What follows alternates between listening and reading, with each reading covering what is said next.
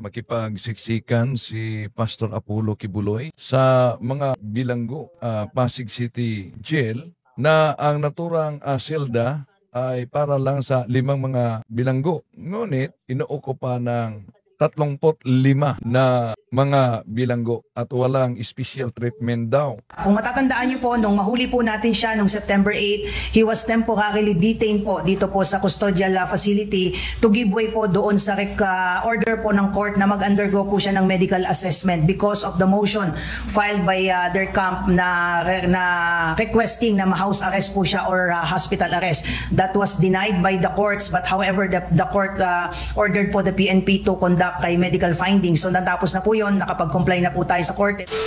Kasi bawal po sa amin yung palakad-lakad po, sir. Kasi sa daming tao, masikip na ngayong namin, yung sa loob. Masikip daw ang loob sa kulungan kung saan si Pastor Apollo Kibuloy ay makipagsiksikan kasama ang mga bilanggo. Tatalakayin natin ito sa unang pagkakataon. May inilabas na video sa aktual na paghuli ni Pastor Apollo Kibuloy at nakunan pa ito ng drone sa isang media yung galing sa Davao at isinakay siya sa C-130. May inilabas ang PNP na actual video sa paghuli ni Pastor Apollo Kibuloy. No? Ito ang inilabas nila na video. Yung isinakay na siya mula sa kanyang pinagtaguan, isinakay na siya sa bus at patungo itong C-130 na naghihintay dahil C-130 dadalhin sila kasama yung mga kasama ni Pastor Apollo Kibuloy doon sa Manila kung saan i-present sila. Ito. Bago dito mga kapatid, nakunan pa ito ng drone sa isang local media sa Davao. Ito ang drone na video habang hinihintay. Yun, may mga sasakyan na nakaparada. Habang hinihintay yung paglabas ni Pastor Apollo Kibuloy sa building kung saan siya nagtatago. Ito na, ang sasakyan, nakasakay na si Pastor Apollo Kibuloy. Patungo yan ng convoy ng sasakyan. Nakunan ito ng drone. May nag-una, patungo ito ng C-130. Ito ang C-130. So, nauna nang sinabi ng DILG na sa pangyayaring ito, may kondisyon si Pastor Apollo Kibuloy na ayaw daw niyang makipagkita sa kay General Torre. Ito, sakay na sila sa C-130 diretso para Manila. Ito din ang sinabi ni General Torre noon na hinintay niya kung di pa nakarating ang C-130, lulusubin talaga umano nila.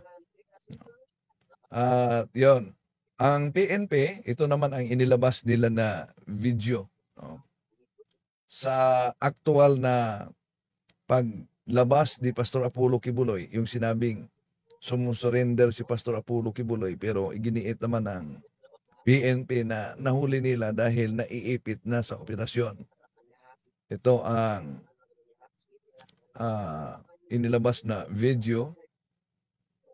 Okay, Pastor Apollo Kibuloy na pasakay na sila kasama yung mga iba niyang mga kasamang wanted din na ngayon kapwa silang nasa Pasig City Jail habang nililitis yung patong-patong na kasong isinampa laban sa kanila.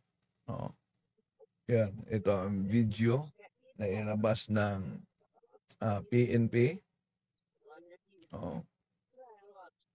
Ito si Pastor Apollo Kibuloy. Pagkatapos pinakita diyan ang pagbasa sa warrant of arrest niya. Okay. Bakit naka-blurred? kahit na yung mugshot niya. Dahil isa yon sa mga hinihiling nilang na kondisyon noon na dapat susuko siya basta naka-blurred. At kung napansin niyo yung pagdala niya sa ito na, no? Bumaba na sila. Ay, nalabas itong video na ito. Ito si Pastor Apollo Kibuloy. No. So, at ngayon, yan, para na sa pagpasok. Hindi yata ito nakuha sa ibang mga media ang video na ito. No. Nakita nyo ba ito na inilabas sa ibang mga malalaking TV network? Itong video na ito na inilabas ng PNP.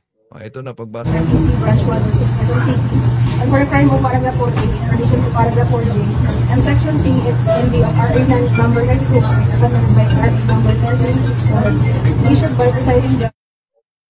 So binubulungan siya ni RTC branch 151 Complex Pasig City and arrest and detention issued by the Senate of the Philippines dated March 19, 2024. You have the right to remain silent, and any statement you make will be used for or against you in the court of law if you do this.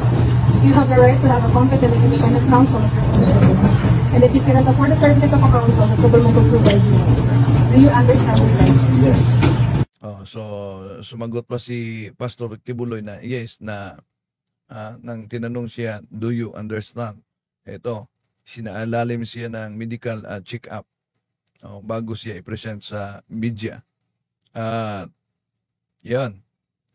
Imagine ang malaharing buhay ni Pastor Apollo Kibuloy pagkatapos makipagsiksikan siya sa selda na dapat 5 lang ang papasok, pagkatapos ang nag-occupy ay 35 daw na bilanggo. Kung matatandaan niyo po, nung mahuli po natin siya nung September 8, he was temporarily detained po dito po sa custodial facility to give way po doon sa order po ng court na mag-undergo po siya ng medical assessment because of the motion filed by their camp na requesting na ma-house arrest po siya or hospital arrest. That was denied by the courts, but however, the court ordered po the PNP to conduct a medical findings. So natapos na po yun, nakapag-comply na po tayo sa korte. Kasi bawal po sa amin yung palakad-lakad po, sir. Kasi sa daming tao, masikip lang ngayong namin, yung sa loob. Masikip talaga ang sa loob kung saan si Pastor Apollo Kibuloy makipagsiksikan. At ayon kay Atty. Torion, ang legal counsel niya, si Pastor, dinadala na po dito, no? Bilang ako nakahabol kasi galing ako sa Department of Justice. Actually, I filed a motion for reconsideration yesterday, questioning the order because it was filed 2 days ago and it was granted the day after. So, after an hour, I also filed a motion for reconsideration explaining, among others, why there is legal as well as factual questions concerning the order, but apparently it was not acted upon in the light of the fact that the presiding judge is abroad and the matter has been referred to the pairing judge, but of course because of the thickness of the folders, I don't think that the same can be acted upon right away by the pairing judge. So we have no other recourse except to comply with the order of the court. And here we are. I'm here to meet the good pastor. Paano po yan? Ikagagahin niya sa ospital, ano? Kaya nga, so diretso dito. So kaya nga, mag-uuna ako siguro after this para kausapin ko po yung warden. Pero honestly, nandito. So, sino bang mag-aakala na yung malaharing buhay ni Pastor Apollo Kibuloy na meron siyang sariling kingdom, malahari. Imagine, pinapaligo pa siya ng mineral water daw ayon kay Arlene Stone. At ang daming mga kaibigan niya na mga politiko, maliban na siya ay dating spiritual advisor ni dating Pangulong Rodrigo Duterte. Pero maabot talaga sa punto na ganito. Pero kung naalala ninyo mga kapatid, saan nagsimula ito? Saan nagsimula ito? Nagsimula ito sa intelligence fund Di ba? Tinanggal ang intelligence fund ni Vice President Sara Duterte.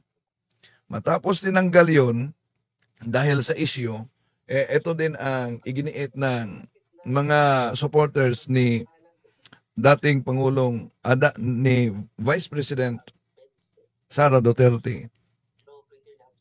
Ang presidente, ang vice president daw, at iba pa, meron naman sila mga intelligence funds.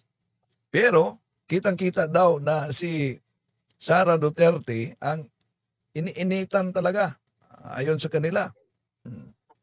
Nang di na-approve yung intelligence fund niya, doon na nagsimula ang banat ni Pastor Apollo Kibuloy sa kanilang media outlet, yung media arm niya, ang SMNI. At nahuli na yung mga anchor person nila ay nagpakalat ng fake news kaugnay sa salapi na ginasto ng House Speaker na si Romualdez. Kaya doon nagsimula. Nadagdagan, nung binanatan pa ni Pastor Apollo Kibuloy sa audio niya, si Pangulong Bongbong Marcos, si First Lady, at si House Speaker Romualdez. Mabigat yon. Doon na binuhay yung nakatulog. Hindi naman binuhay dahil hindi naman yun namatay. No? Biglang gumising yung nakatulog na mga kasong nasa Department of Justice. At yon, isampa talaga. Doon na nagsimula na may maliban sa warrant of arrest sa Senado at Kongreso, inilabas yung mga warrant of arrest sa mga patong-patong na kaso laban kay Pastor Apollo Kibuloy at sa mga kasama. No? Sa unang mga warrant of arrest, yung mga kasama ni Pastor Apollo Kibuloy, sumuko sila at nakapiyansa sila. Pero mayroong warrant of arrest, yung human trafficking na wala kasing piyansa. Kaya sabay na silang nagtatago. At si Pastor Apollo Kibuloy, sabi niya, di talaga siya magpapahuli dahil may plano daw ang Administrasyong Marcos kasama ang US na pag mahuli siya, papatayin umano siya. Yan.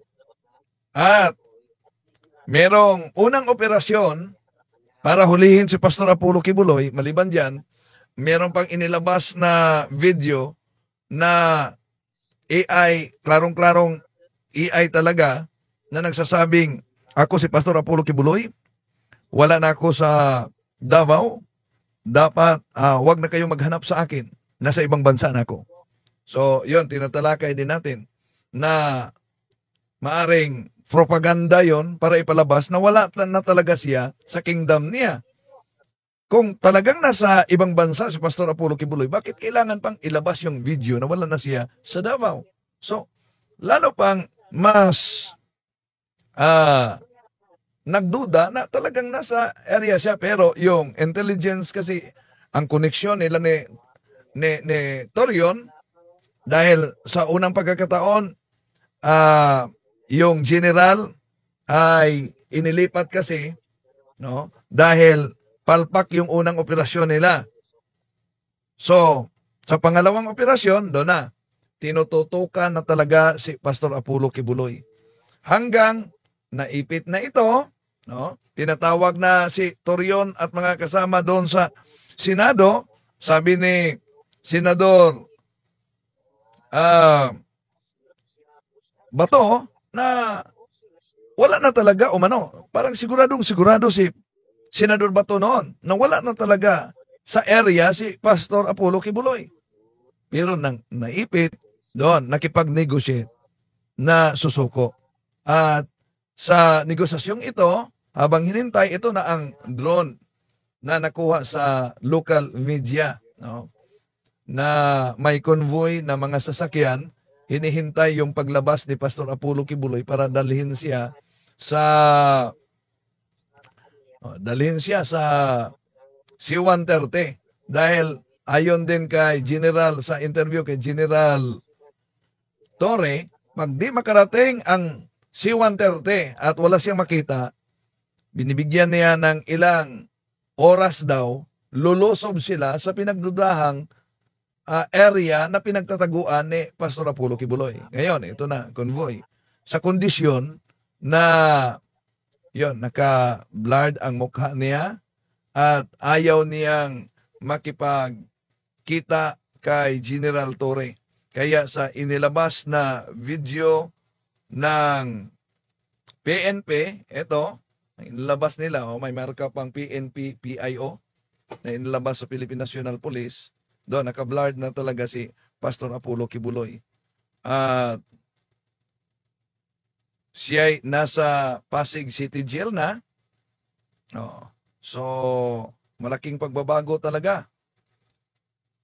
Dahil yung pinapaliguan ka sa mga servants mo, no?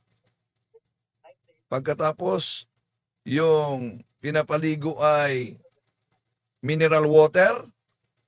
Tapos, eto na, makipagsiksikan sa mga bilanggo na ang silda ay para sa 5 bilanggo lang. Pagkatapos, ang mga bilanggong nakapasok diyan ay nakukulong 35 daw. Grabe ang siksikan. Imagine, sa 5 sa selda na para sa 5 tao, 35 ang magiging kasama ni Pastor Apollo Kibuloy. Grabe ang siksikan talaga. Kaya abangan natin kung ano ang susunod na kabanata dito dahil tutukan natin itong kaso ni Pastor Apollo Kibuloy, mga kapatid. So, nagiging... So ayan po mga ka-Queers, sana'y kapupulatan po natin ito ng aral at kung nagustuhan niyo po ito, please like and share, ibahagi po natin sa mga kakilala po natin and please don't forget to follow and subscribe po ng ating YouTube channel, Mr. Curious Catholic. Muli po, this is Mr. Curious Catholic, kasama po ninyo sa pagtatanggol ng ating simbahan. Pro Deo et Ecclesia. Sa Diyos po ang lahat ng kapurian. Hello mga kapatid, follow and subscribe Mr. Curious Catholic. Marami tayong matutunan, mapupuno po yung ating isipan sa mga katotohanan. Dahil ang katotohanan na magbigay sa atin ng tunay na kalayaan. God bless. Hello mga kapatid, inanyayahan namin kayo, huwag niyong kalimutan mag-subscribe sa kay Bro Dance Oberio, Mr. Curious Catholic. Marami kayong matutunan sa pamamagitan ng pagsubaybay niyan sa pagsagot sa pananampalataya na inaatake ng ating mga kapatid sa iba. Yung pananampalataya, and they are not only attacking the teachings of the Catholic Church, but proselytizing the good numbers of the Catholic. At sa pamamagitan sa pagsulotin niyo nitong Mr. Curious Catholic, Facebook page and YouTube channel, dami ninyong matutunan. Isabuhay natin ang ating matutunan. Pro Deo et Ecclesia.